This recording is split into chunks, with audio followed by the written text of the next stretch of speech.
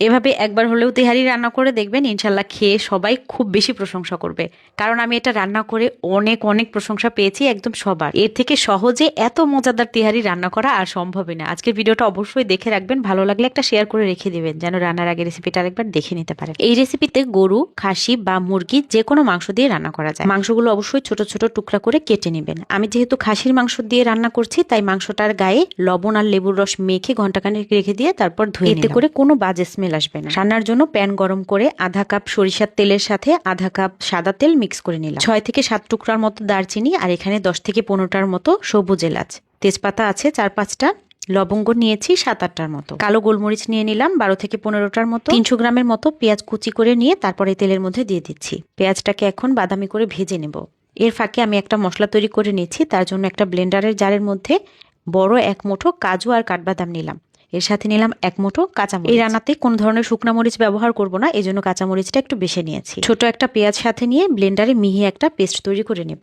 এইদিকে পেঁয়াজটা বাদামি করে ভাজা হয়ে গেছে। এরপর পরিষ্কার করে ধুয়ে রাখা খাসির মাংস দিয়ে দিলাম প্রায় 2 কেজির মতো। খাসির মাংস দেওয়ার পর অন্য কিছু অ্যাড করার আগে মাংসটাকে একটু সময় নিয়ে চুলার আঁচ বাড়িয়ে নেড়ে চেড়ে ভেজে রান্না করলে খাসির মাংসের টেস্ট সব সময় ভালো আসে। খাসির মাংসের যে কোনো রান্নায় আদা বাটার পরিমাণটাও একটু বেশি লাগে। এখানে 4.5 টেবিল চামচের মতো আদা বাটা দিলাম আর 4 টেবিল চামচের মতো দিলাম রসুন বাটা। স্বাদ মতো লবণ দিয়ে দিচ্ছি। এখানে জিরা আর ধনিয়ার গুঁড়া দিয়ে দেব 1.5 টেবিল চামচ করে। অনেকেই অনেক সময় কমেন্ট করে থাকেন যে তিহারির মধ্যে এত মশলা যায় না।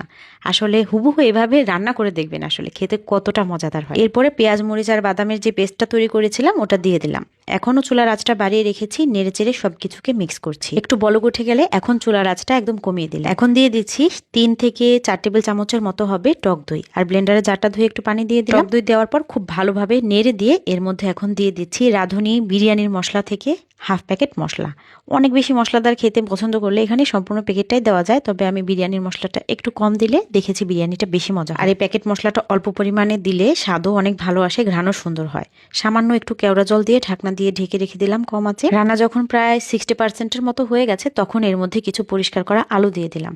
তারপর ঢেকে রান্না করছি। মাংসটা প্রায় 80%-এর মতো কুক হওয়া পর্যন্ত। এর মধ্যে কিন্তু মাংসের গা থেকে বের হওয়া পানি শুকিয়ে গিয়ে মাংসটা ভালোভাবে মোটামুটি সেদ্ধ হয়ে গেছে। এখন এখানে 1.5 কেজির মতো চিনি গুঁড়া পোলাওয়ের চালের সাথে প্রায় 250 গ্রামের মতো মটরশুঁটি নিয়েছি। সবকিছুকে ধুয়ে পানি ঝরিয়ে নিয়ে মাংসের মধ্যে দিয়ে দিলাম। এখন এর সাথে স্বাদ মতো লবণ যোগ করে দিচ্ছি। এই পর্যায়ে একটু কাঁচা আদা রসুন বাটা দিলে রান্নাতে অনেক সুন্দর ফ্লেভার হয়, খেতেও মজা লাগে।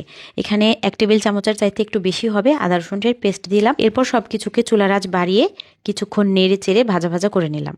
মশলাটা সুন্দর করে চালের সাথে মাখা মাখা হয়ে গেলে এখানে চালের 1.5 গুণের মতো পানি দিয়ে দেওয়া হলো।